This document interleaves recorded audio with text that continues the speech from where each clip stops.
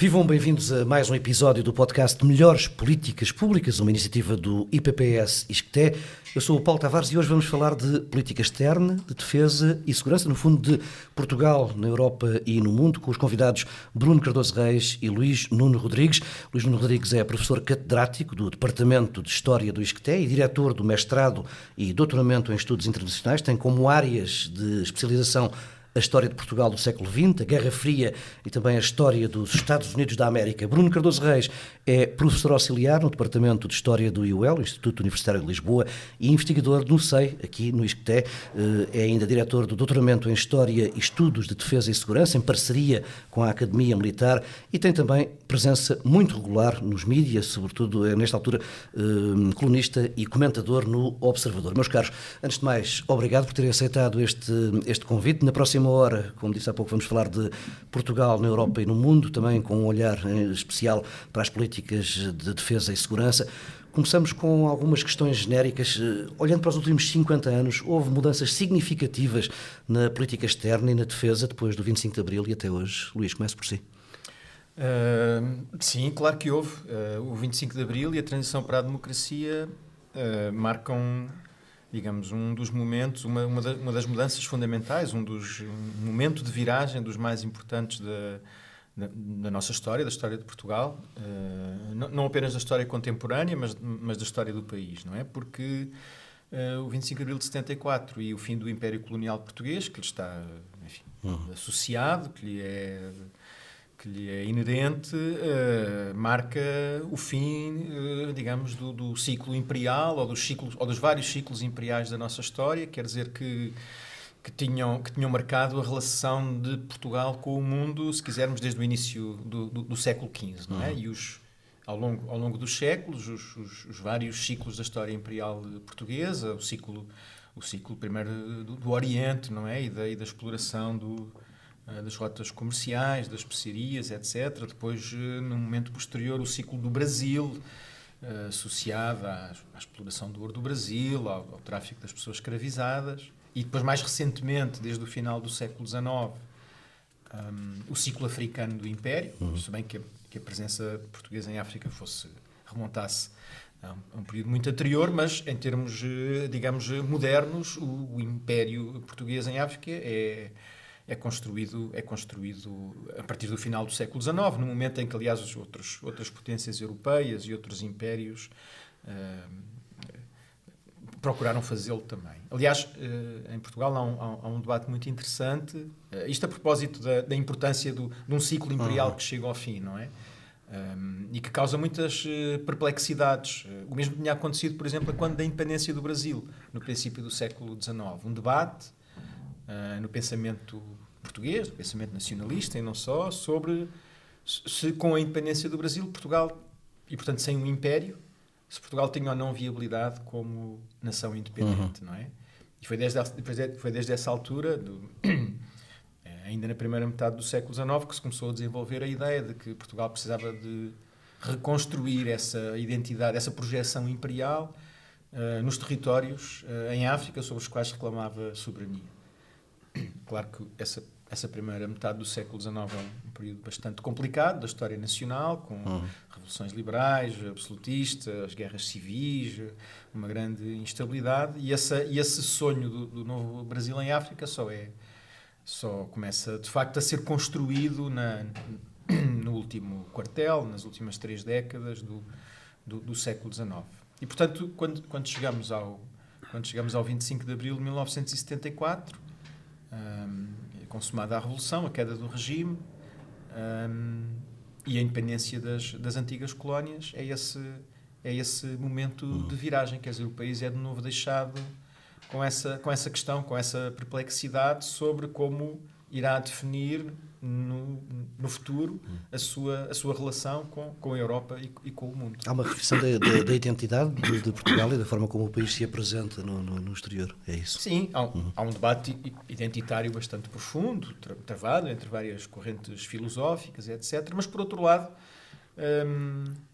é quase como se a resposta estivesse pré-anunciada. O que é que eu quero dizer com isto? Se nós olharmos para para essa transformação que ocorre em 74, 75, como uma mudança, digamos, de África para a Europa, não é? E, portanto, a assunção clara por parte das elites políticas, económicas, diplomáticas, mas também do povo português em geral, que legitima eleitoralmente os partidos que defendem essa via europeia, não é? Portanto, se olharmos para o 25 de Abril como esse momento de mudança, de transição da África para a Europa, quando eu digo que, de certa maneira, a solução já estava pré-anunciada, é porque, se olharmos também para as últimas décadas do Estado Novo, podemos constatar que, de certa maneira, e ao contrário de períodos anteriores, essa paulatina aproximação de Portugal à Europa, e quando aqui digo Europa, refiro-me sobretudo à Europa continental,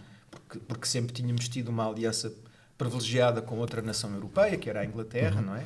Que, aliás, foi também um dos suportes dos nossos ciclos imperiais e até da manutenção da independência portuguesa ao longo da história. Mas essa, digamos, aproximação ou viragem gradual para a Europa continental, de certa maneira, já é muito visível e sentida nas últimas décadas do Estado Novo. Só para dar um exemplo que é muito paradoxal e que, enfim, eu, Bruno, nós costumamos utilizar nas nossas aulas, não é?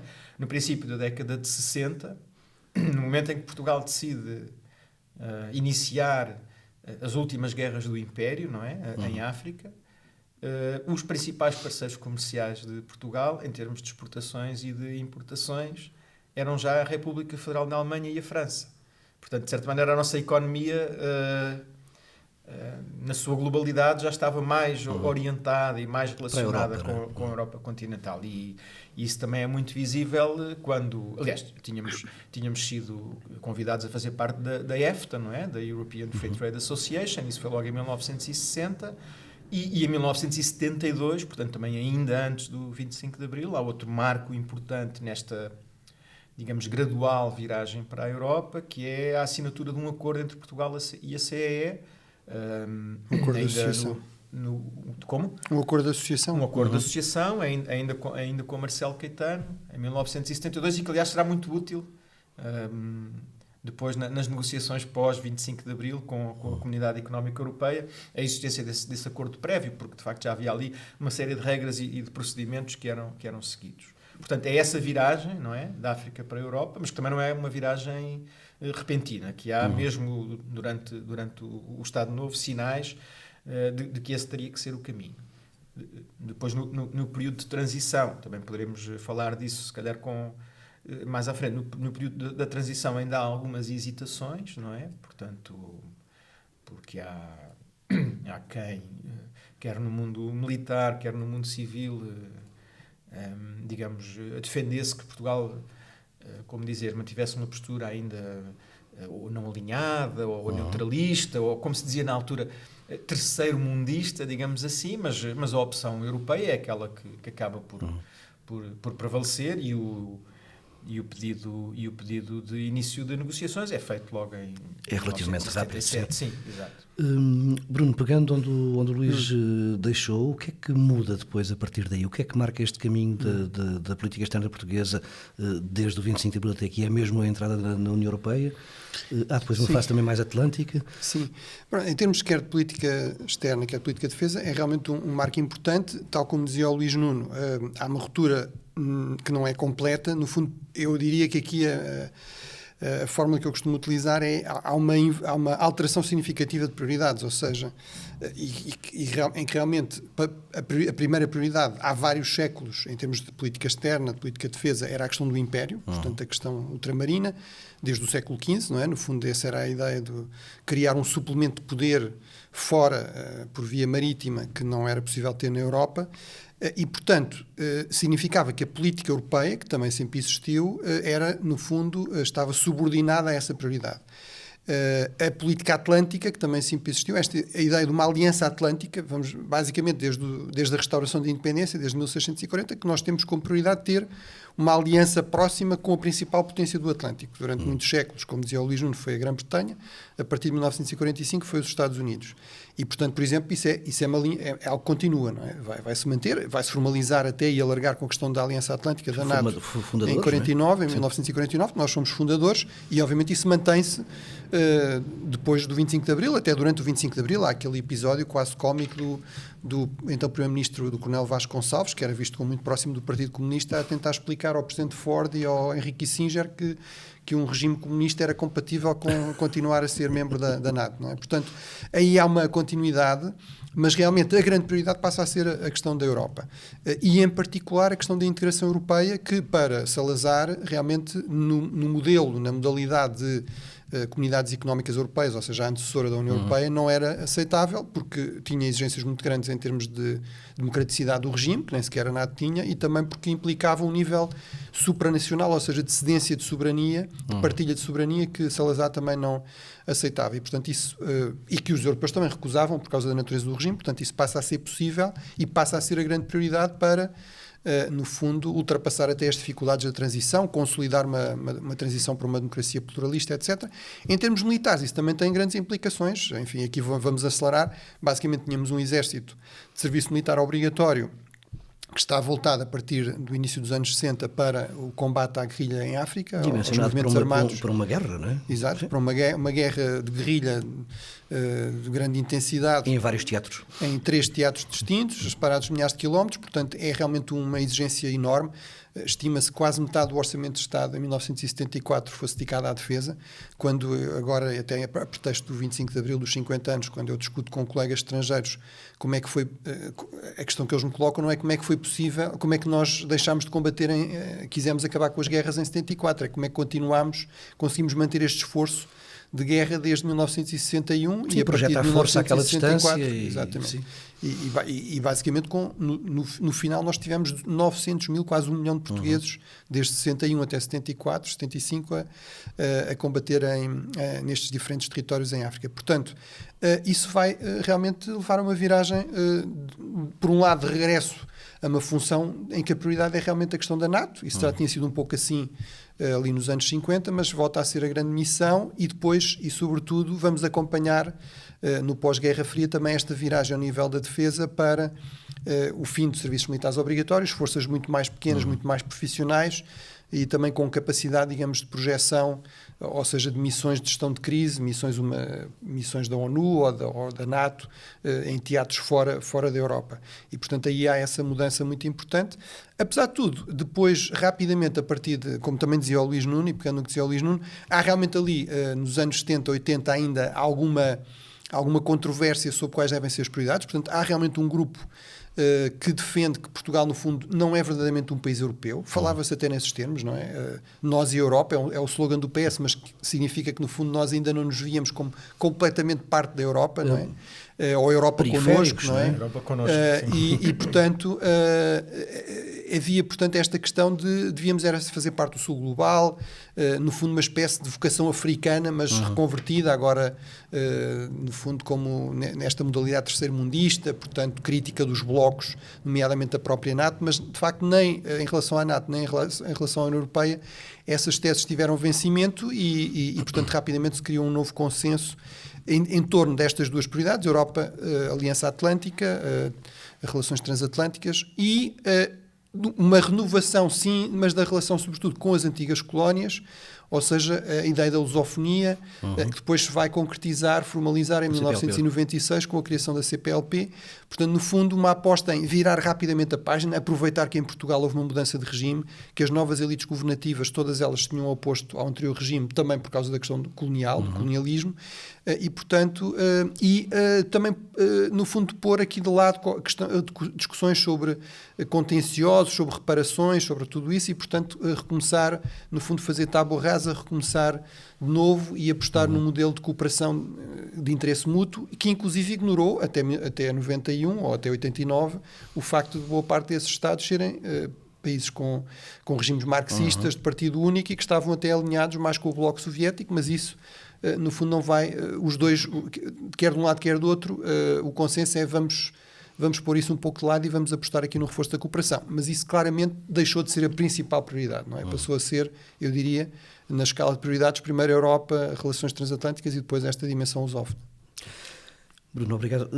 Luís Nuno, nós podemos dizer que Portugal, ao longo deste caminho, perdeu alguma relevância e que se tornou de alguma forma periférico? Não creio, quer dizer, Portugal continuou a estar inserido nas principais organizações internacionais, nomeadamente naquelas, sobretudo, que nos dizem respeito, como a União Europeia e como a NATO, e o facto de Portugal se ter tornado um regime democrático também lhe concedeu uma outra voz e uma capacidade de intervenção e, por vezes, até de liderança, não apenas digamos em termos pessoais, não é? De vermos individualidades portuguesas liderarem diversas organizações internacionais, mas mesmo liderança às vezes em determinados dossiês, como a história recente demonstra. No fundo, eu acho que Portugal, também pegando um pouco naquilo que o Bruno disse, Portugal gradualmente conseguiu ultrapassar no pós-25 de Abril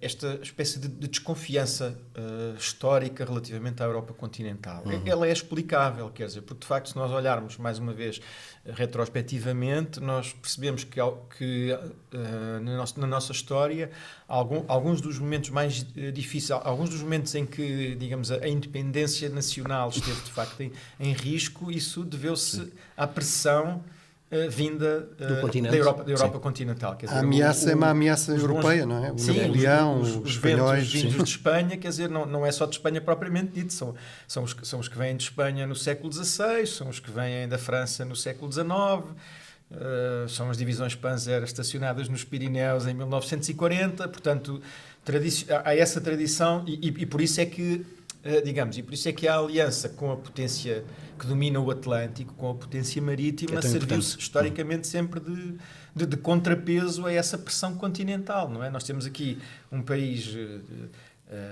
pequeno em termos geográficos, não é? Aqui encostado ao Atlântico, como a única fronteira terrestre, e portanto essa pressão foi sempre sentida ao longo dos séculos, e a aliança, primeiro com a Inglaterra e a partir da Segunda Guerra Mundial com os Estados Unidos, serviu de contrapeso a essa pressão continental. Para além disso, eu acho que essa relativa desconfiança relativamente à Europa e aos assuntos da Europa continental também advém de uma certa retórica inicial do salazarismo, porque Salazar, nos primeiros tempos, quer dizer, torna-se chefe do governo em 1932, teve muita preocupação em marcar uma diferença e um contraste relativamente ao regime anterior, à Primeira República, que tinha decidido intervir na Primeira Guerra Mundial e, portanto, intervir nos tais assuntos da Europa continental, dos quais...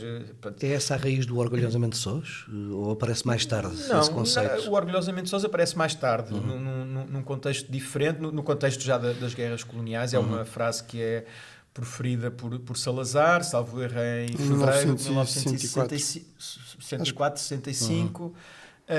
E o Orgulhosamente Sós é, no fundo, uma tentativa por parte do regime e do seu líder é um discurso sobretudo dirigido para dentro, não é? De tentativa de mobilização da nação portuguesa, dizendo, vejam bem como estamos ali sós, com poucos apoios, sem solidariedade internacional, a lutar, como dizia a retórica do Estado Novo, pelos princípios da civilização, enfim, cristã, ocidental, etc. Hoje em dia nós sabemos, pelos trabalhos, enfim, dos nossos colegas, que o Orgulhosamente Sós, de facto, não correspondia à realidade. Era, de facto, retórica, porque o Estado Novo beneficiava de um enquadramento internacional muito favorável. O regime português, mesmo que possa ter passado ali meia dúzia de meses a seguir à Segunda Guerra Mundial, sobretudo na sequência do veto à nossa entrada na Organização das Nações Unidas, mas depois rapidamente, ainda nos anos 40, Portugal inicia, portanto, uma série de acordos bilaterais com os Estados Unidos, os acordos dos Açores. Portugal é convidado e acaba por aceitar participar no Plano Marshall, que é uma iniciativa multilateral dos norte-americanos para com os países da Europa Ocidental, e depois em 49, como o Bruno referiu há pouco, é um dos membros fundadores da NATO.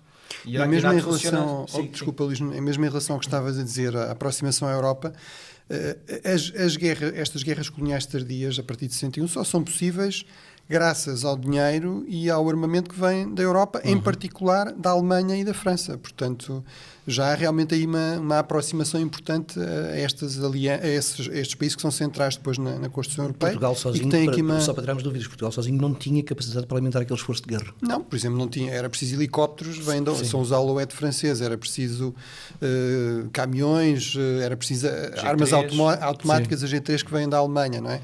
Depois até são fabricadas cá, mas são originalmente alemãs. Portanto, sendo que, desculpa Luís, eu interrompi-te, mas vou só...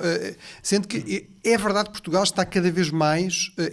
eu até utilizo este termo, que é deliberadamente polémico. Portugal é uma espécie de pioneiro dos Estados pária, dos rogue states, não é? Estados como a Coreia do Norte ou a Síria do Sr. Assad. Agora, qual é o segredo, qual é a diferença entre a Síria do Sr. Assad e a Líbia do Sr. Gaddafi? É que a Líbia estava realmente isolada, ou seja, não tinha nenhum apoio, nenhuma aliança próxima com nenhuma das grandes potências, até porque o coronel Gaddafi era muito crítico, por exemplo, dos 5 membros permanentes, ora que são as grandes potências. Portugal tinha uma relação muito próxima com 3 membros permanentes do Conselho de Segurança, por exemplo, que vetavam tudo o que fosse sanções, intervenção militar, algo mais. Portanto, é verdade que nas Nações Unidas nós, por exemplo, estávamos muito isolados, perdíamos as votações. É verdade que quando a Guiné-Bissau declara unilateralmente a independência em 73, ela é reconhecida por mais de 80 países. Há mais países a reconhecer essa independência, que é em grande parte virtual, do que têm relações diplomáticas com Portugal nessa altura. Agora, temos estas alianças muito sólidas com potências muito importantes, europeias e com os Estados Unidos. Compreende-se de onde vem o orgulhosamente sós, de facto, não é só retórica.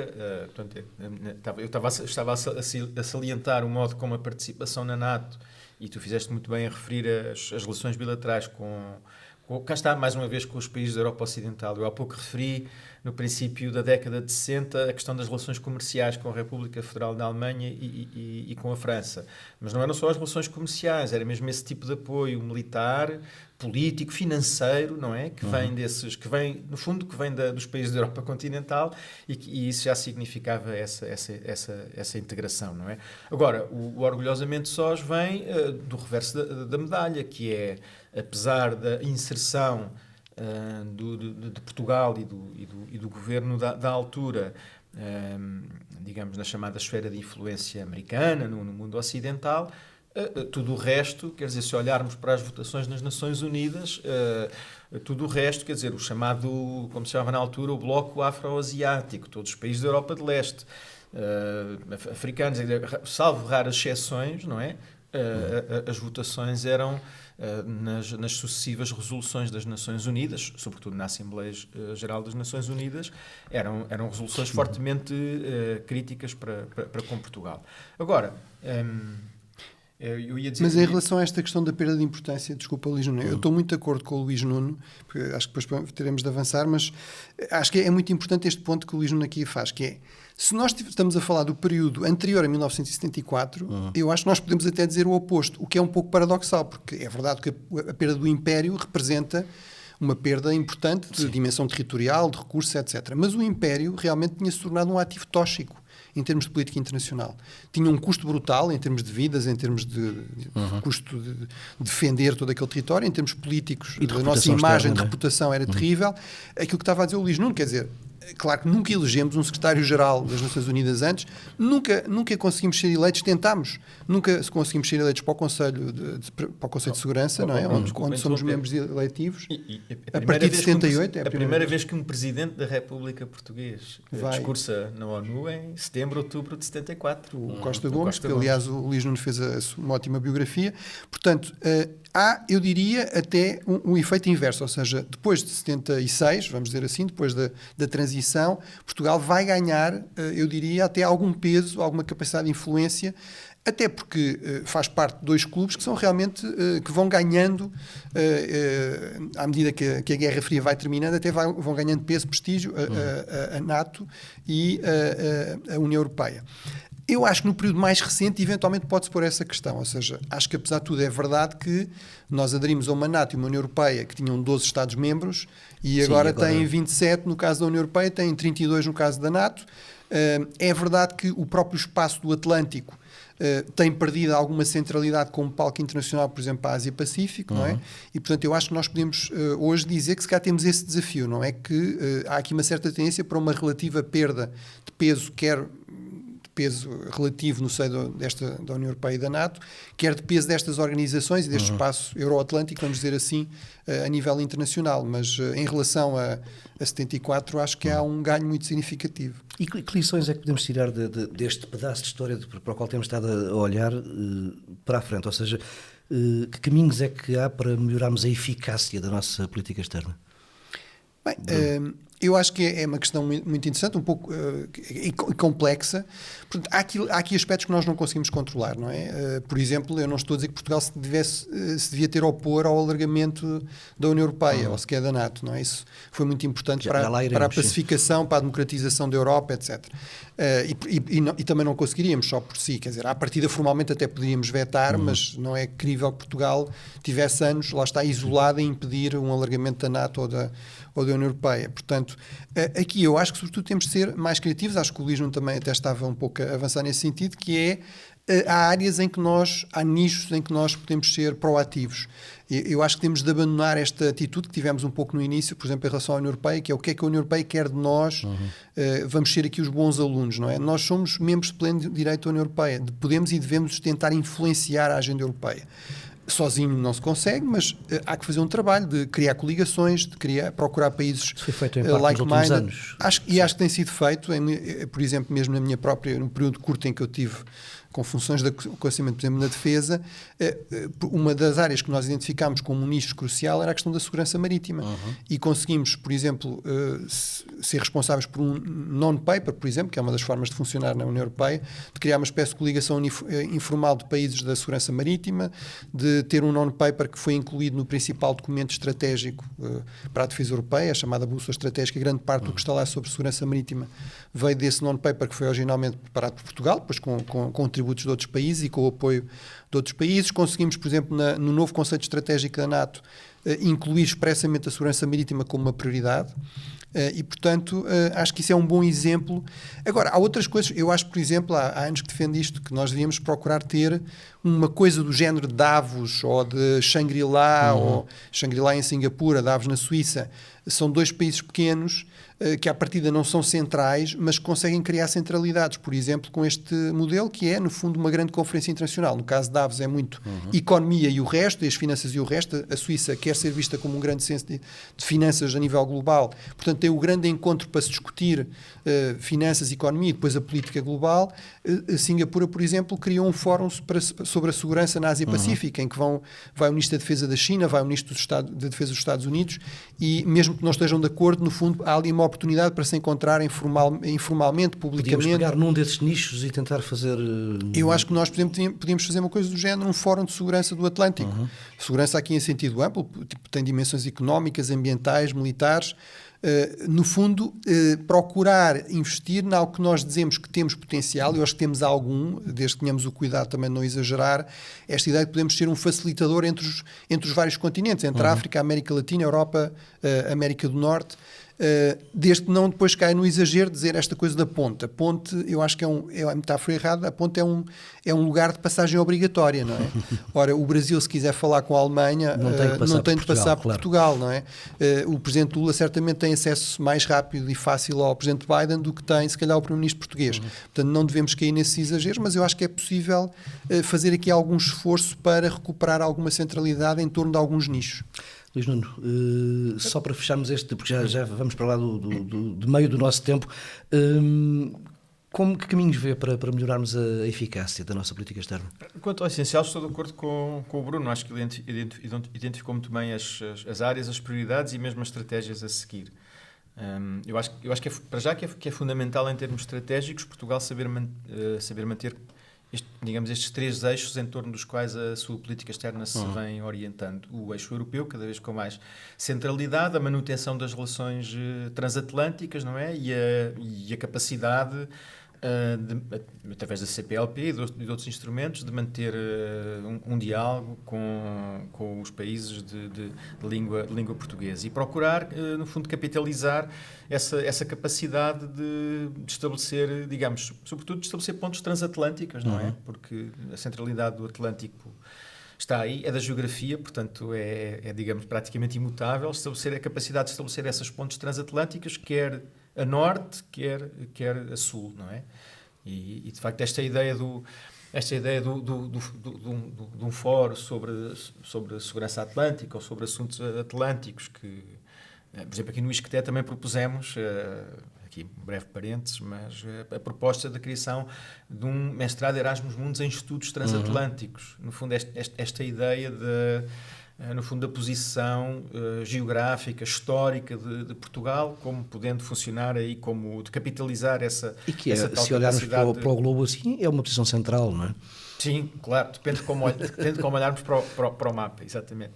E depois pegar em determinadas áreas, em determinados tópicos, quer dizer, uma delas que eu acho que é importante, ou pelo menos que foi visível em momentos de crise, até num passado recente, foi a capacidade de Portugal de integrar ou de dinamizar, digamos, alguma solidariedade sul-europeia, não é? Porque em momentos difíceis como o da crise financeira, ou por exemplo como o da pandemia, do Covid, muitas vezes há dificuldades, interesses, objetivos, digamos, que são paralelos, não é? Claro que depois tudo isto também fica condicionado e dependente dos equilíbrios político-partidários, mas a verdade é que os países do Arco Sul da União Europeia têm uma série de interesses convergentes. De interesses convergentes e de este grupo, o G7, o G9, e aliás esta tendência para o minilateralismo, não é?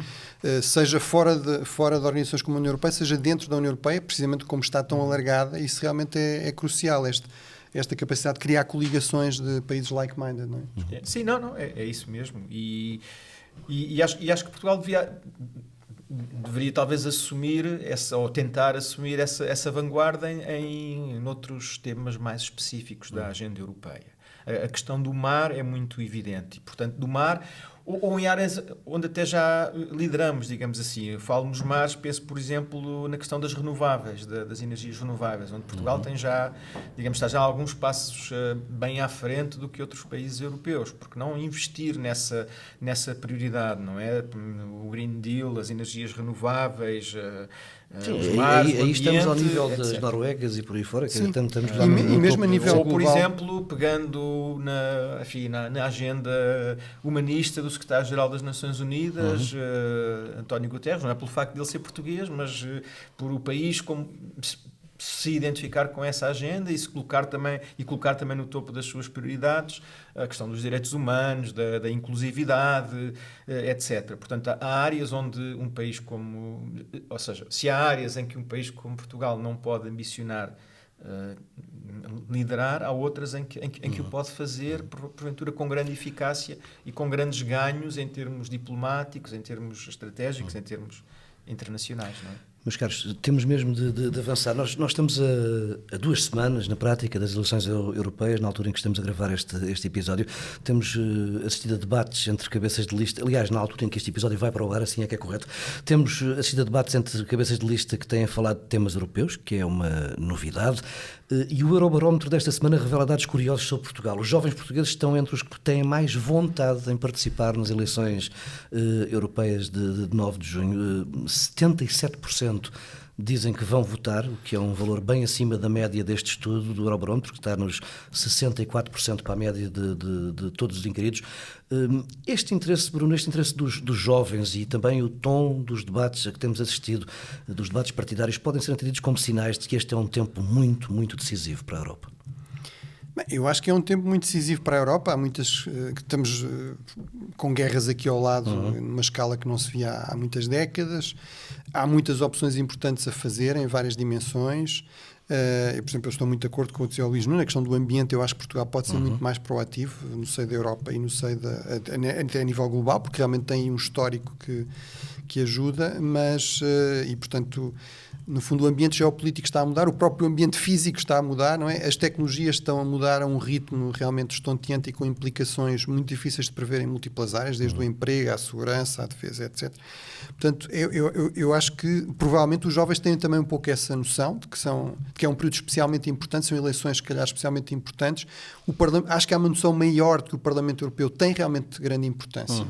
E há estimativas que variam muito, mas há Há quem diga que hoje em dia talvez 80% da legislação que tem a ver com áreas cruciais da economia ou ambiente já não é feita cá. Não é em todas as áreas, mas em áreas tão cruciais como a economia ou o ambiente já é feita ao nível da União Europeia, e aí realmente quem aprova a legislação, basicamente cada vez mais é o Parlamento Europeu, em conjunto com o Conselho, ou seja, com os governos, não é? Mas cada vez mais já não é o modelo antigo, que era muitas vezes os governos a decidir, é realmente o Parlamento Europeu que tem aqui um poder muito importante de co-decisão, além depois de todos aqueles poderes de escrutínio, etc. Portanto, eu acho que fico satisfeito que haja esse empenhamento da parte dos jovens. Acho que, obviamente, devia haver um empenhamento generalizado nas eleições europeias, que durante muito tempo eram vistas como chamadas eleições de segunda ordem, não é?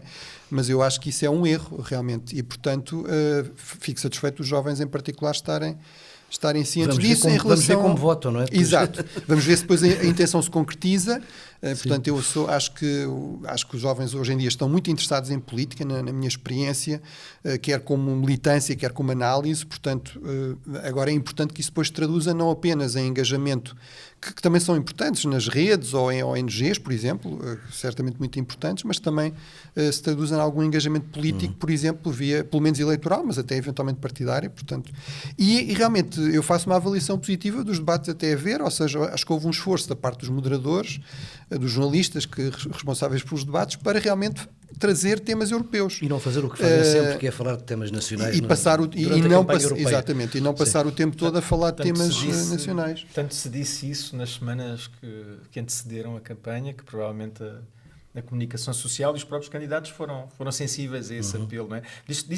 Disse-se muitas vezes que não se discutia a Europa, nem os temas, ou que não se iria discutir a Europa e os temas internacionais, e provavelmente isso funcionou. Eu já agora, se puder, eu estou basicamente de acordo com o que o Bruno diz. Eu também acho que há uma crescente tomada de consciência por parte das gerações mais jovens, uma crescente mobilização, certamente uma crescente mobilização para causas. Essa crescente mobilização para causas pode não necessariamente significar uma crescente mobilização partidária ou até eleitoral, isto é, enfim, pode não se traduzir no sentido de voto, mas sim, 77% é um valor muito alto. Sim. Por outro lado, isto são um conjunto de explicações que não decorrem de nenhum trabalho científico, digamos assim, ou inquérito científico da minha parte. Mas acho que vamos tendo também gerações de jovens portugueses cada vez mais internacionalizados, não é? Programas como o Erasmus, a facilidade de intercâmbio estudantil, enfim, os fáceis meios de comunicação e de acesso. Portanto, eu acho que estamos com uma geração crescentemente internacionalizada e, porventura, com uma consciência crescente da importância da União Europeia e das instituições europeias na nossa vida cotidiana. E, por outro lado, eu acho que há aqui também um outro fator que provavelmente também funciona como uma campainha de alarme, digamos assim, que é também uma crescente tomada de consciência neste momento da fragilidade da posição dos Estados Unidos da América em relação à Europa. Não é?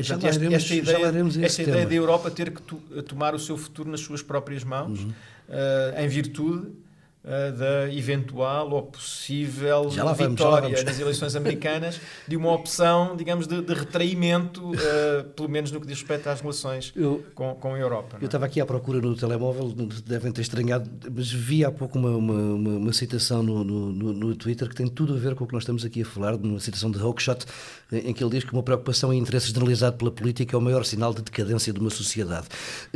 Por isso é que eu estava a perguntar se isto não é sinal de que estamos a viver tempos mesmo muito, muito, muito especiais.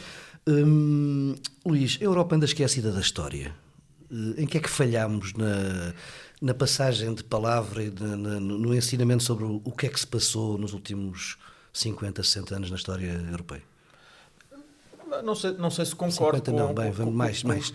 Não sei se concordo com a Europa estar esquecida da sua história, não é? A história da Europa também não foi uma história linear de ascensão e de progresso, sempre de um sítio pior para um sítio melhor, não é? E muitas vezes na história aquilo que aconteceu foi ser preciso à Europa, digamos assim, e passe digamos, o simplismo daquilo que eu vou dizer a seguir, dar 2 passos atrás para poder dar um passo em frente. Quer dizer, no fundo foram as 2 grandes tragédias da primeira metade do século XX que depois permitiram à Europa aquele milagre económico, aquela recuperação que depois nas décadas de 50 Mas eu e de pergunto isto 60... porque às vezes parece que estamos a ver um filme em reposição, não é? Pois, é verdade, com características Ainda ontem foi queimada uma sinagoga, alguns em França, quer dizer...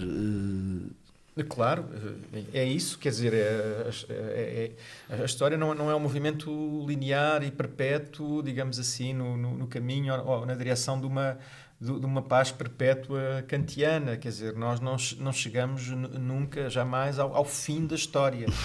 Não sei se essa ideia, com a queda da Guerra Fria e o triunfo do liberalismo político e económico, eventualmente tenha feito os europeus baixar os braços, os ocidentais, seja o que for que isso significa, e portanto achar que se tinha de facto chegado ao fim da história. Mas não, muitos dos fantasmas que assombraram a Europa na primeira metade do século XX parecem estar de volta. Agora, a União Europeia tem que se saber, enquanto organização política internacional representativa da maior parte dos Estados da Europa, tem que saber recuperar esse protagonismo e essa capacidade de informação e essa capacidade de afirmação. Não é uma coisa que se faça com um estalar de dedos, porque essa capacidade de recuperar esse protagonismo em termos internacionais tem uma série de níveis e de camadas. Tem a dimensão económica, não é? Na qual a Europa tem sido perdedora nos últimos anos, e depois tem também a sua capacidade de autonomia estratégica, não é? Uma Europa tradicionalmente dependente dos Estados Unidos, como há bocado estávamos a começar a aflorar. E isto faz-me recordar, já agora, desculpa andar sempre a fazer avanços e recuos em termos cronológicos, assim. Mas faz-me voltar ao nosso ponto de partida e aos últimos 50 anos e ao momento da transição de Portugal para a democracia, não é? Do 25 de abril de 1974.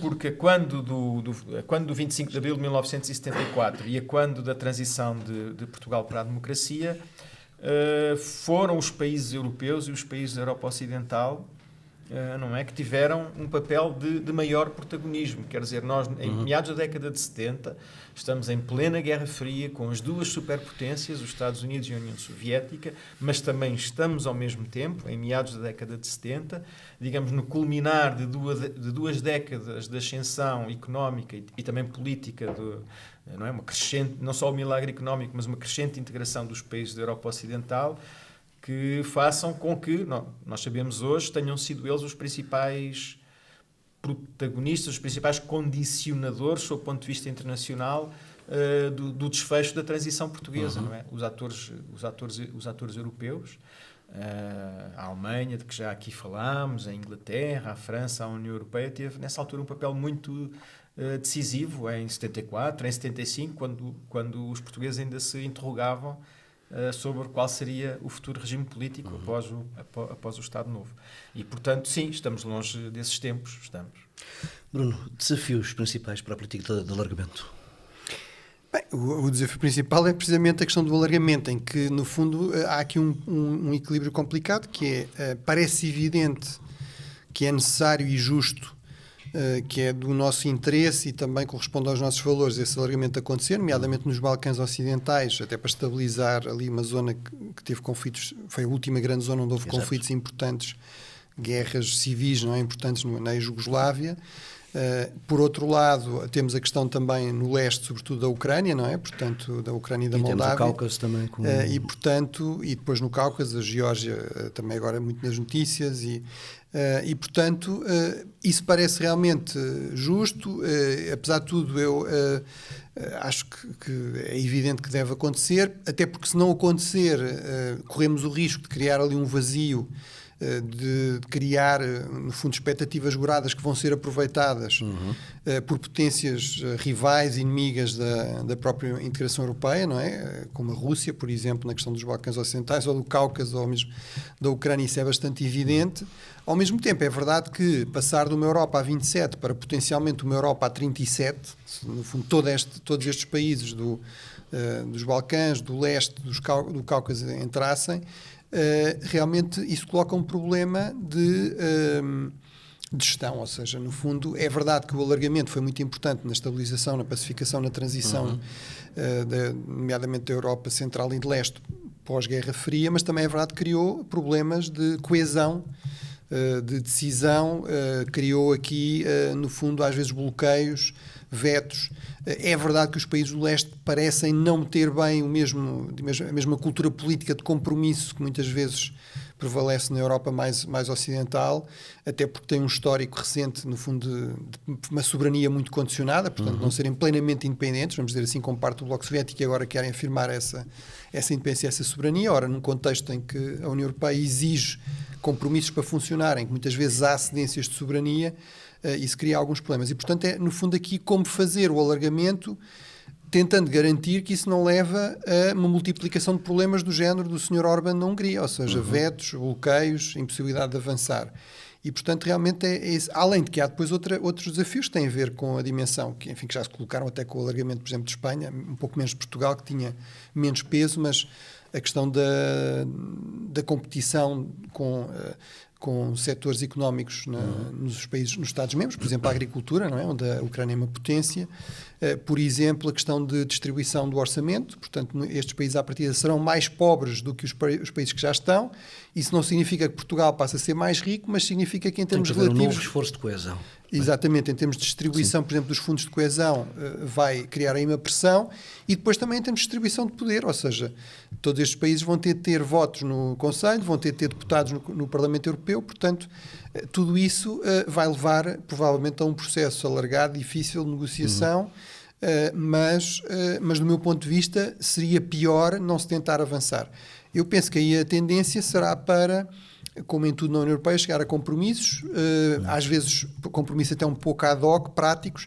Eu, por exemplo, acho que isto aponta muito no sentido que já falámos aqui, e que o Luís também estava a referir, de a importância dos grupos de países, por exemplo, da Europa do Sul, ou noutras áreas pode haver outra geometria, mas, no fundo, criar estes grupos dentro da União Europeia que permitam minilateralismo, permitam a Portugal manter algum peso na agenda, tendo em conta que vai perder algum peso relativo, mais uma vez. Bruno, dito isso, o que é que a União deve dizer a quem está neste momento nas ruas em Tbilisi?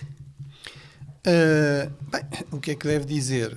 Como é que reage àquilo que lhes está a passar? A posição oficial é mais ou menos conhecida, ou seja, apoiamos, solidariedade, e se esta nova lei, que no fundo restringe na prática a sociedade civil, a ação da sociedade civil, se ela avançar, isso levará a um congelamento do processo de adesão.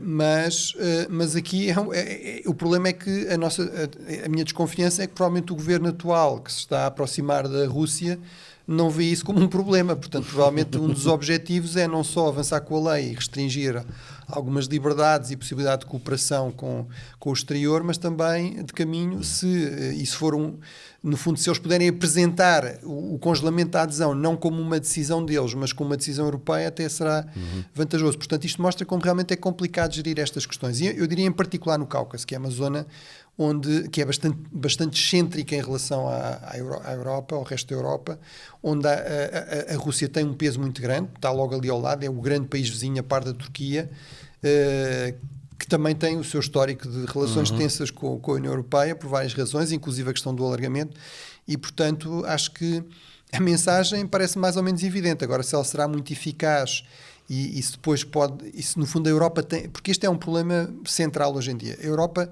objetivamente tem menos influência, tem menos capacidade de influenciar, por exemplo, o processo de transição democrática do que tinha nos anos 90, em que a Rússia estava enfraquecida, estava preocupada com questões internas, em que a China estava longe de ser a potência económica que é hoje, e, portanto, hoje em dia há muitas alternativas ao financiamento, ao comércio, à ajuda europeia, e, portanto, também há que ter a noção do que é realista. Também há o risco, às vezes, da Europa, em nome da lealdade aos seus princípios, fazer declarações que depois não têm nenhum reflexo na prática, não é? E que são muito difíceis de ter uma tradução eficaz. São cheques sem cobertura, não é? Exatamente. E, portanto, acho que também temos de ter aí em conta isso e encontrar esse equilíbrio. Luís Nuno, o alargamento. Eu, talvez tenha uma visão um pouco mais idealista, quer dizer, a partir do momento em que o alargamento corresponde ao alargamento de um espaço de paz, assente nos valores da tolerância, da inclusividade. Quer dizer, se for para trazer para o convívio de um grupo de nações que perfilha estes valores, não é? Os valores da tolerância, da diversidade, se tiver a mesma cultura política, sabemos que não tem, mas se tiver esse compromisso, não é? Pode ser uma visão idealista, mas eu aí tendo a considerar que, penso que foi o Jacques Delors que disse, não é? Que a Europa é como uma bicicleta, tem que continuar a pedalar para não parar. E, portanto, enfim, penso por exemplo, que para Portugal, olhando para trás e para a nossa experiência, foi muito benéfica a integração na União Europeia.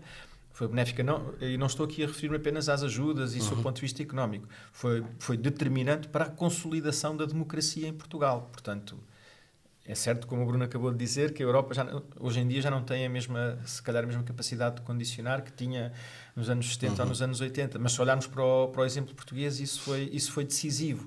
E, portanto, se partimos dessa perspectiva e desse pressuposto, se olharmos para a União Europeia como esse grande espaço e ainda com alguma capacidade de condicionar e de influenciar a cultura política desses países e desses atores, acho que é sempre preferível isso do que criar muros e barreiras com eles, com esses espaços e com esse. É certo que isso criará problemas e desafios.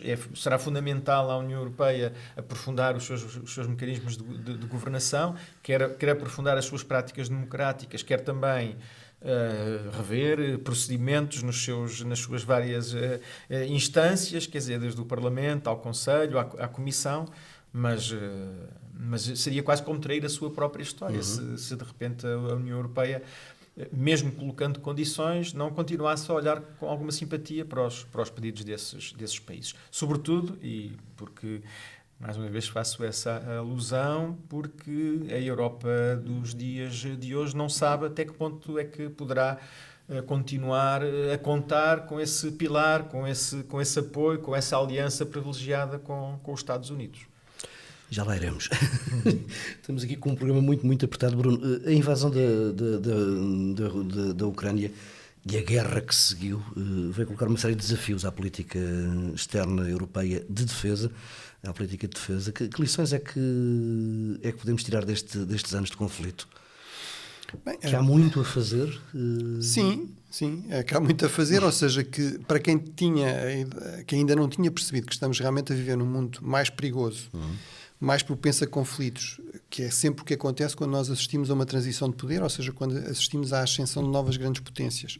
Quando, em particular, essas grandes potências que estão em ascensão, ou se quisermos, em recuperação em relação ao histórico, como a China ou a Rússia, são claramente potências autoritárias que contestam muitos dos aspectos centrais em termos de normas de funcionamento da comunidade internacional que o Ocidente defende. Portanto, é evidente que aí é crucial investir novamente mais em meios para nos defendermos e para dissuadir possíveis agressões. Ou seja, a primeira grande lição da invasão da Ucrânia, vamos lá ver, porque é que a Rússia invade a Ucrânia e não invade os países bálticos? Tem exatamente a mesma história. As duas esses países bálticos só se tornaram independentes em 91, como a Ucrânia, foram parte do Império Russo durante longos períodos e, portanto, a grande diferença é fazem parte da União Europeia e fazem parte da NATO em relação aos países bálticos. Porque em termos de dados objetivos, por exemplo, de geografia, de geopolítica, de geoestratégia, seriam à partida um alvo muito mais fácil. São países pequeninos, com pequena população, exércitos, forças armadas muito mais pequenas do que a Ucrânia. A grande diferença é que são parte destas organizações e já agora têm, desde 2014, desde a ocupação russa da Crimeia, que têm uma presença rotativa de forças da NATO, inclusive portuguesas. Os fuzileiros, por exemplo, já estiveram na Lituânia, estão de vez em quando F-16 a patrulhar aqui os céus dos países bálticos. Portanto, de facto, em relação, claramente, a uma potência como a Rússia de Putin, do meu ponto de vista, a grande lição é a única segurança, a única paz possível é através da força. Ou seja, se quisermos evitar conflitos, temos de garantir que temos aqui uma capacidade militar de defesa que leva a que o outro lado perceba que nem sequer vale a pena atacar. E, portanto, aí realmente há bastante trabalho a fazer. E há orçamento para isso? Bem, é assim, vamos lá ver, no pico da Guerra Fria, que foi quando também foi o pico dos Estados-providência na Europa, quando começou a grande expansão de tudo o que é serviços públicos, de saúde, de segurança social, etc., a despesa em defesa, em média, nos países da NATO era 4,5%. Agora estamos a pedir 2%.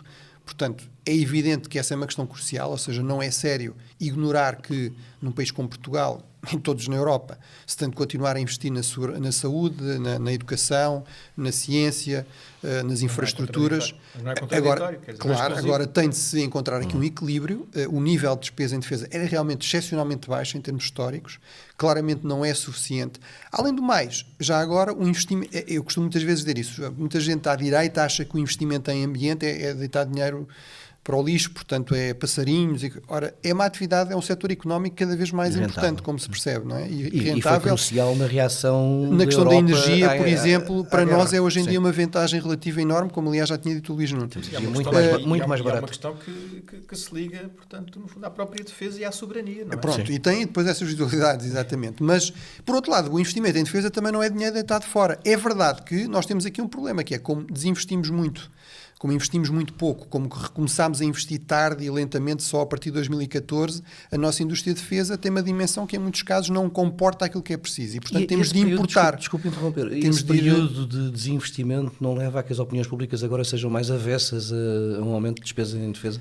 Talvez, embora eu acho que isso era compreensível nos anos 90, quer dizer, toda a gente passou a investir menos em defesa, nem sei se pode falar provavelmente em desinvestimento, houve uma opção, a Rússia estava muito fraca, não parecia ser uma ameaça, a própria Rússia estava a gastar muito menos em defesa. Retomar agora, claro, é sempre difícil estas mudanças, não é? Estas inversões. Eu acho que aí é muito importante as pessoas perceberem duas coisas, pelo menos, que é, por um lado, o investimento em defesa é também um investimento na economia, na tecnologia. Em Portugal, por exemplo, nós estamos agora a comprar novos aviões de transporte militares, que são cruciais para tudo isto, para projetar forças para o leste, para a África. De um projeto em que fizemos parte desde o início. Mas são também cruciais, são cruciais para mandar vacinas, equipamento médico para os Açores ou para a Madeira, ou movimentar rapidamente meios que sejam médicos que sejam precisos de norte para sul, de sul para norte, como foi o caso durante a pandemia. São em parte fabricados em Portugal, foram desenhados em parte por engenheiros portugueses, são em parte fabricados aqui perto de Lisboa, em Alverca, na Zogma. Da parte da fuselagem basicamente é feita em Portugal. Portanto, e se nós investirmos mais em defesa e nos organizarmos ao nível da União Europeia, que é o que foi agora anunciado em maio, no fundo um programa para, de forma coordenada, se aumentar a capacidade da indústria de defesa europeia, isso terá também mais retornos e, portanto, precisaremos de importar menos, por exemplo, aos Estados Unidos, e podemos comprar mais cá, e isso depois também tem uma série de outras mais-valias, que é desenvolvimento tecnológico. Em muitos casos, as grandes tecnologias, por exemplo, a internet, foram desenvolvidas em primeiro lugar por usos na defesa. GPS. Não é por acaso que a China e os Estados Unidos, que são os líderes do investimento em defesa a nível global, são também os líderes a nível tecnológico, e portanto, e depois é isso também, no fundo é um investimento contra todos os riscos.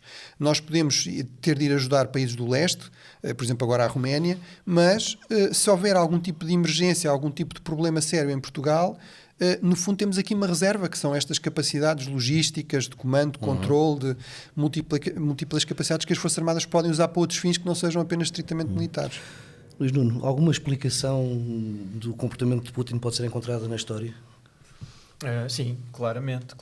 Aliás, o próprio discurso de Putin, desde o início, é todo ele um discurso de apelo à história, não é? Quer dizer, esta ideia, que a partir de determinada altura começa a ser muito comum nos seus discursos, esta ideia de que, no fundo, a perestroika e o fim da União Soviética, sobretudo o fim da União Soviética, foi uma tragédia nacional, e de que é preciso recuperar a grandeza, é preciso recuperar a grande Rússia, ou na sua versão czarista, ou a grande Rússia em termos geográficos, não é?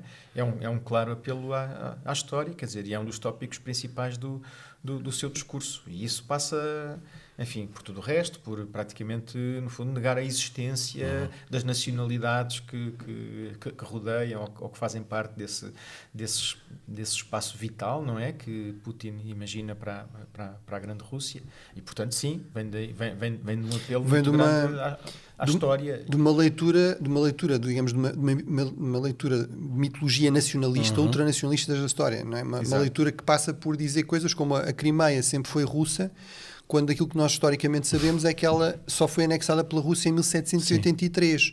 A maior parte da população da Crimeia não foi maioritariamente russa, até uma série de limpezas étnicas, a última das quais do Stalin em 1945, era tártara, portanto era uma população muçulmana, não é? O atual Ministro da Defesa da Ucrânia, por sinal, é um tártar da Crimeia, não é? É muçulmano. Ou, por exemplo, esquecer que 1/3 da Ucrânia praticamente nunca foi russa. A zona de Lviv, a zona mais ocidental da Ucrânia, só foi governada a partir de Moscovo entre 1945 e 1991. Sim, de resto fez parte da Polónia-Lituânia, do Império Austro-Húngaro, do Império Habsburgo. Portanto, ou seja, é uma versão muito simplista da história e, sobretudo, que ignora este facto fundamental, que é a história não nos obriga a nada. Nós, se recuarmos ao período que aqui o Putin evoca sempre dos rúricos, dos principados rus de Kiev, etc., ou seja, o século IX ou X, Portugal fazia parte de Espanha. Portanto, claro. Com base nesse argumento, nós devíamos ser espanhóis, não é? Mas é utilizado, a questão linguística. Bem, o Brasil, que eu saiba, fala português e Angola. Isso quer dizer que têm de ser portugueses, têm de ser dependentes de Lisboa, do Estado português. Portanto, é uma visão muito simplista. Nós montamos essa retórica, mas a verdade é que na Rússia e na população russa... Claro, não, eu não estava a discordar de ti. Eu não estava só aqui... Ou seja, há até esta... Para nós é fácil descartá-la, claro. Mas... Isto mostra a importância das... persistem, não é? Isto mostra a importância da história, a importância da memória e a importância de haver uma memória pluralista. Eu não estou a dizer sequer que esta é a memória correta, não é? Mas o grande problema é que na Rússia agora é outra vez um crime não seguir a versão correta da história, não é? E, portanto, a versão correta de acordo com os interesses de Putin e do regime. Temos mesmo de acelerar. Bruno, a hora que estamos a gravar, Putin está a terminar o último dia de visita à China.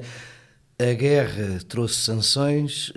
Pela primeira vez, por exemplo, a Gazprom está a apresentar prejuízos neste primeiro trimestre de 2024. Há mais de uma década que não apresentava prejuízos.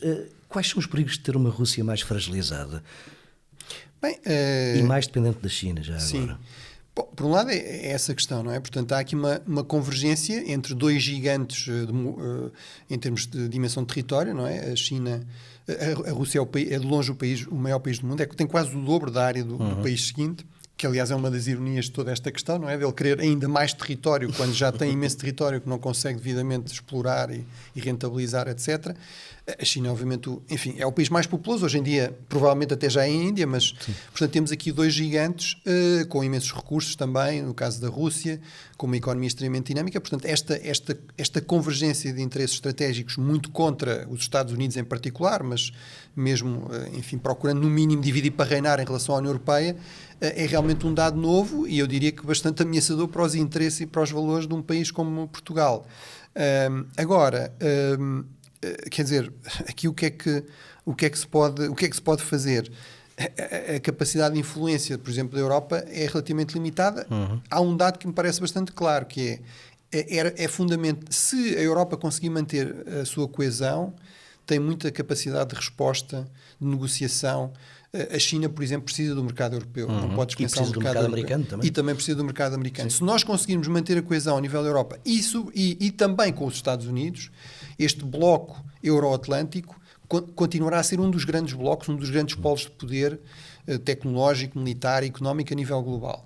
A grande questão é a coesão, ou seja, se nós de repente começarmos a dividir-nos, a polarizar-nos, se cortarmos, ou se os Estados Unidos cortarem connosco, se dentro da Europa, no fundo a União Europeia, eu acho que dificilmente também desaparecerá, porque há ligações, por exemplo, o euro, que tornam muito difícil, muito custoso isso, mas pode ficar basicamente paralisado e um pouco à mercê destas pressões externas e, portanto, aí, no fundo, a atuação destas autocracias será muito mais fácil. Já agora, também, eu acho que é importante dizer isto, que é, com isto não estou a dizer que nós temos de ir para a guerra com a Rússia ou com a China, não é? Sim. Portanto, eu acho que aqui o nosso objetivo deve continuar a ser, sobretudo, defensivo, dissuasão.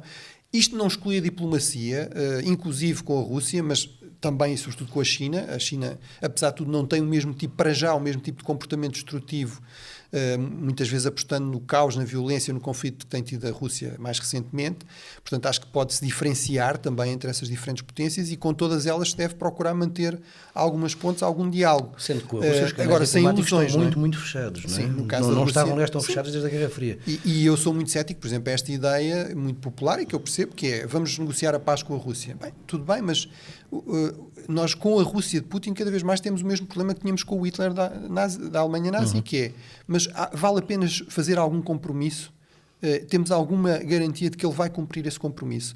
A Rússia várias vezes garantiu, por exemplo, quando em 1994, com financiamento, sobretudo americano e europeu, obteve as armas nucleares, que eram 1/3 das armas nucleares soviéticas que a Ucrânia tinha, garantiu, o Memorando de Budapeste garantiu as fronteiras da Ucrânia independente, garantiu a segurança da Ucrânia independente.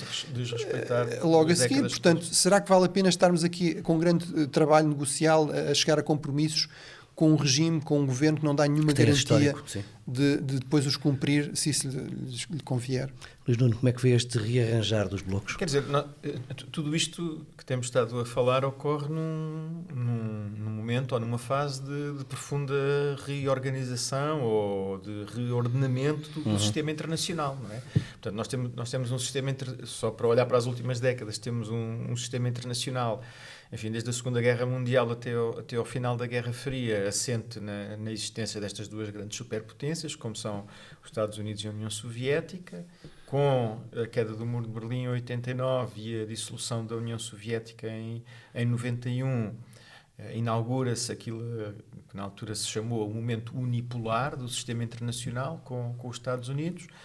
Mas a verdade é que gradualmente fomos tomando consciência, sobretudo já no século XXI, que a ascensão da China era um processo também mais ou menos imparável e que colocava em causa o exercício da hegemonia em termos internacionais, a preponderância de poder por parte dos Estados Unidos. Essa ascensão da China foi, num primeiro momento, mais visível, digamos, se quisermos, num plano económico ou num plano comercial, mas nos últimos anos também se tem caracterizado por uma crescente assertividade política e também por um crescente, o Bruno saberá melhor que eu, mas por um crescente investimento chinês também no seu armamento, na sua defesa, no seu setor militar. E, portanto, é nesse momento, digamos, a par dessa ascensão da China, que é hoje em dia já o principal parceiro económico e comercial da grande maioria, se não da totalidade dos países do mundo. A par disso, também assistimos por parte dos Estados Unidos, sobretudo, digamos, ali no rescaldo das guerras do Médio Oriente, não é? Do Iraque e do Afeganistão, uma importância crescente dentro dos Estados Unidos e dentro da política norte-americana e dentro dos partidos, dos dois principais partidos norte-americanos, digamos, aqui a um misto, se quisermos, de, por um lado, retraimento internacional, por contraste com uma postura mais internacionalista e mais wilsoniana, retraimento. Por outro lado, também a reorientação em termos estratégicos, o que faz com que os europeus se sintam um pouco mais órfãos quando os americanos defendem que a prioridade é o Pacífico e a Ásia-Pacífico, e ao mesmo tempo também até da recuperação, pelo menos no discurso de algumas franjas do trumpismo, não é? Da recuperação até de um certo isolacionismo. Portanto, a conjugação, digamos, destas duas dinâmicas faz com que estejamos num momento de grande volatilidade, num momento de transição em termos internacionais, e isso permite a outros atores que, não representando, obviamente, como a China, uma ameaça de dimensão global, mas representam-no certamente no plano regional. E vão, como a Rússia, por exemplo, ou como o Irão, não é? E vão fazer essa ameaça lá onde estão as fronteiras do Império Americano, Império entre aspas, não é? Estamos aqui a falar de um tabuleiro e falta-nos falar da última peça de Trump. O que é que pode significar para a Europa um eventual regresso para a Europa e para Portugal, um eventual regresso de Donald Trump à Casa Branca? Bruno. Eu estou muito de acordo com o que estava a dizer o Luís Nuno, tem dito o Luís Nuno em relação aos Estados Unidos, ou seja, há aqui um dado que me parece que vai para além do Trump, ou até dois. Um é, por um lado, temos uma tendência de retraimento estratégico dos Estados Unidos. Claramente, por exemplo, o Presidente Biden, o Presidente Obama, o Presidente Trump não querem grandes intervenções militares no exterior, apesar das enormes diferenças que têm em termos de tudo, não é? De convicções, de ideologia, de política interna, etc. Apesar de tudo, há uma diferença importante entre termos Obama ou Biden ou termos Trump, ou seja, no fundo um retraimento caótico, hostil até em relação à União Europeia. Eu recordo que Trump utilizou literalmente a expressão: a União Europeia é um inimigo dos Estados Unidos, não é um competidor, não é um rival, não é...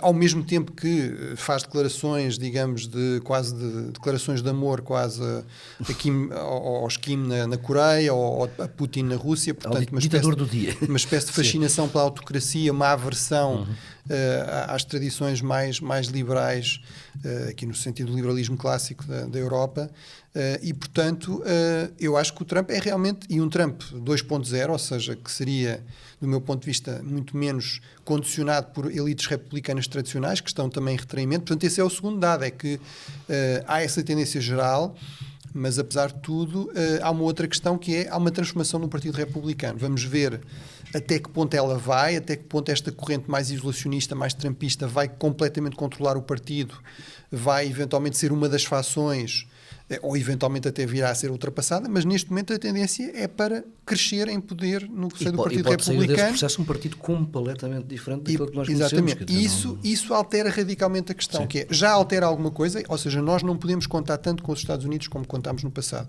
Porque além do retraimento estratégico, há uma outra tendência que é de nacionalismo económico, que também é transversal. Sim. É muito pior no caso de Trump, é muito mais agressiva, errática no caso de Trump, mas também existe com Joe Biden.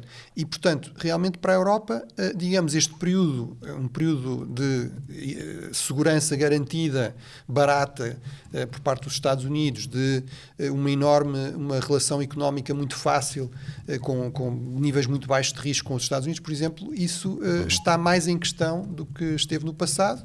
Agora, eu não desvalorizo aqui o fator Trump, portanto, eu acho que o Trump será realmente um risco especialmente elevado, será uma ameaça especialmente grande desse ponto de vista, a tal coesão deste bloco euroatlântico.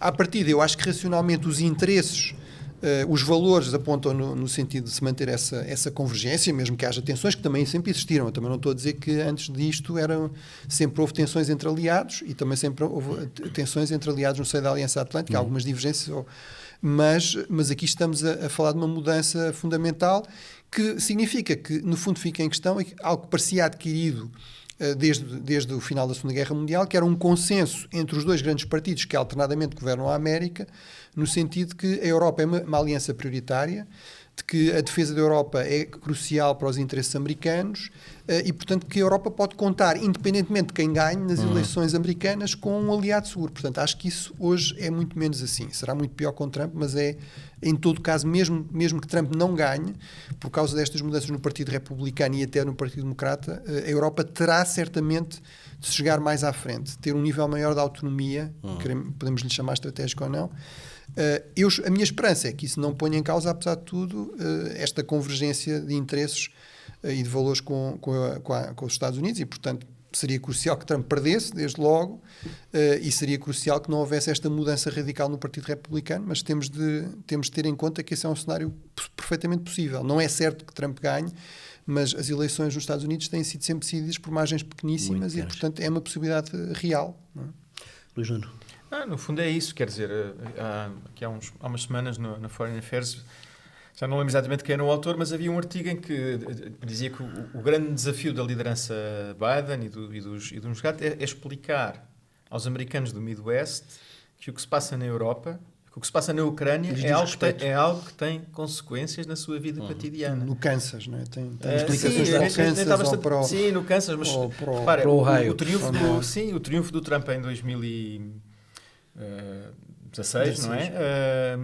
Decidiu-se ali naquela cintura industrial do Midwest, não é? Portanto, Ohio, Michigan, Wisconsin, Ohio e Pensilvânia, que são justamente os estados que mais desindustrializaram nos Estados Unidos. Quer dizer, o Trump, enfim, predadores nós podíamos fazer um outro programa globalização, só para discutir o trumpismo, que é também um fenómeno que tem a ver com questões culturais, identitárias, etc. Mas esta dimensão social, não é, dos perdedores da sociedade americana, e é a esses que é preciso explicar que aquilo que se passa na Europa e que aquilo que se passa na Ucrânia pode mesmo ser decisivo para os seus futuros. Portanto, a situação é muito imprevisível. Penso que as últimas sondagens até apontavam para a vantagem do Trump nesses estados decisivos do Midwest, mas, enfim, nós dizemos isto de 4 em 4 anos, mas estas eleições nos Estados Unidos são verdadeiramente decisivas para o futuro dos Estados Unidos e para o futuro da Europa e do sistema internacional como um todo. Luís Nuno Rodrigues, Bruno Cardoso Reis, obrigado. Foi o mais longo episódio até aqui, mas foi muito interessante a conversa. Muito obrigado. Regressamos na próxima semana. Este podcast tem o cuidado técnico dos sonoplastas João Félix Pereira e José Guerreiro e o apoio à produção de Isabel Flores, Sofia Rocha, Rita Alves, Filipe Nunes, José Nuno Pereira e Rodrigo Moraes.